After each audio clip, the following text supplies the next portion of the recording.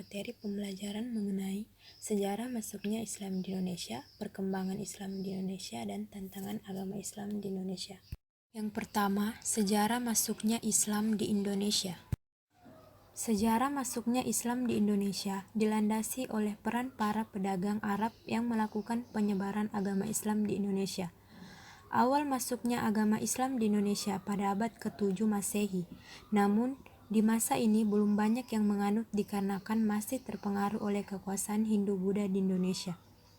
Penyebaran agama Islam terhitung lama karena dimulai pada abad ke-7 hingga ke-13 Masehi. Selama masa tersebut, para pedagang makin intensif dalam menyebarkan Islam.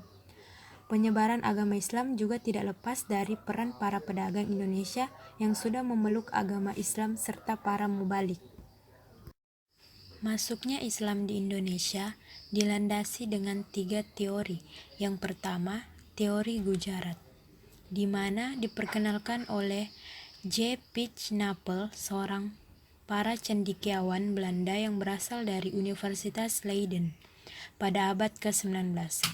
Teori ini mengatakan bahwa proses kedatangan Islam di Indonesia berasal dari Gujarat, daerah yang berada di India bagian barat. Menurut Pitjnapel, Islam turut disebarkan pertama kali oleh pedagang ke bagian timur, yang salah satunya adalah Indonesia. Yang kedua, teori Mekah. Teori ini pertama kali diperkenalkan oleh salah seorang ulama dan sastrawan Indonesia, yaitu Profesor Buya Hamka. Beliau mengatakan bahwa masuknya Islam di Indonesia pertama kali dibawa oleh orang Arab sekitar abad ke-7 Masehi. Menurut Hamka, kedatangan awal bangsa Arab tersebut tidak dipengaruhi oleh faktor ekonomi tetapi lebih kepada motivasi dan dorongan untuk menyebarkan agama Islam. Yang ketiga, teori Persia. Teori ini pertama kali diperkenalkan oleh Husein de Jajaningrat, sejarawan asal Banten.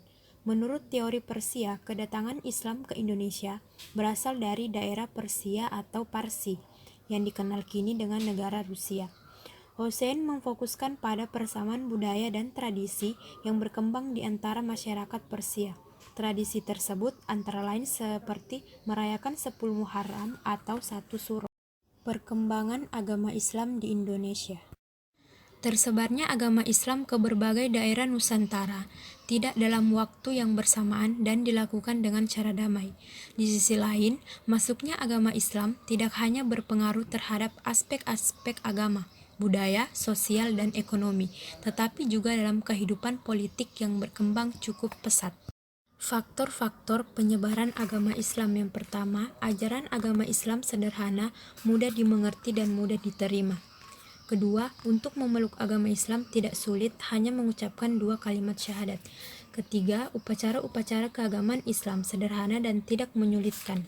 Yang keempat, agama Islam tidak mengenal kasta yang berbeda-bedakan masyarakat berdasarkan golongan. Yang kelima, Islam disebarkan dengan damai. Yang keenam, Islam mengajar moral kepada penduduk pribumi. Yang ketujuh, umat Islam dipandang tangguh dalam hal kemiliteran. Tantangan Islam di Indonesia. Yang pertama, meningkatkan kualitas SDM. Perlunya peningkatan SDM merupakan masalah yang besar. Jika lemahnya SDM jelas akan menjadi ancaman bagi persatuan bangsa dan pluralisme di Indonesia. Yang kedua, penyebaran radikalisme. Menyebarkan radikalisme menggunakan simbol-simbol agama akan mudah terjadi perpecahan, mudah mengkafirkan orang-orang yang tidak sepaham. Yang ketiga, menghilangkan kemiskinan. Yang keempat, ketimpangan radikal.